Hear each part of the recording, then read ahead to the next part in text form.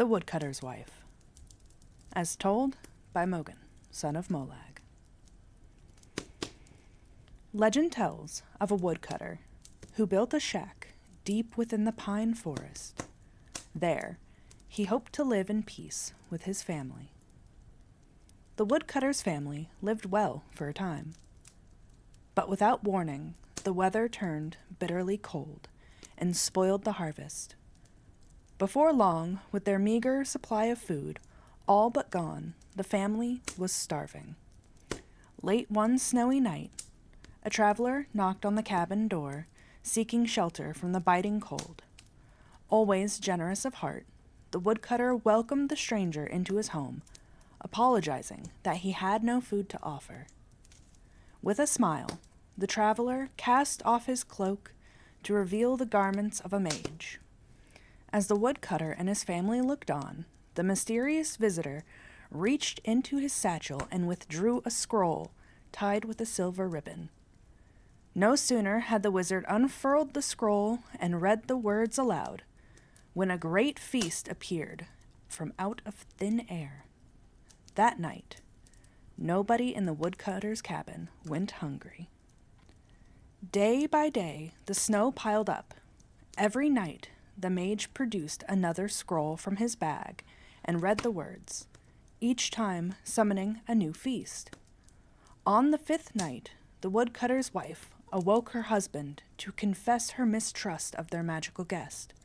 Surely, she argued, there was some price to pay for the magical feasts that everyone enjoyed night after night. The woodcutter would have none of it. After nearly dying from the lack of food, his family was eating well. The divines had sent them a gift, he explained, and it was foolish to question their wisdom. But the woodcutter's wife would not be persuaded.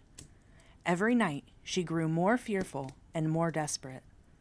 She was certain that the family had entered into a devil's bargain. And the time would soon come when the mage would ask for something unspeakable in return for his gifts.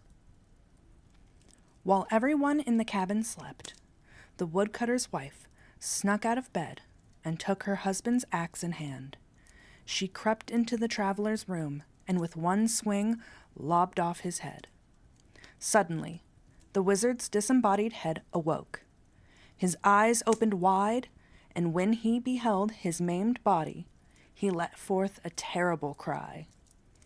Awakened by the horrified scream, the woodcutter and his children rushed into the room and gasped at the terrible sight of the decapitated mage. With his last gasp of breath, the traveler laid a fearful curse on the woodcutter's wife.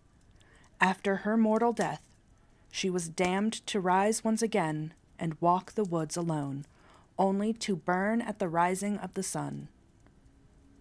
To this day, those who walk the pine forest late at night tell tales of a weeping woman glimpsed between the trees.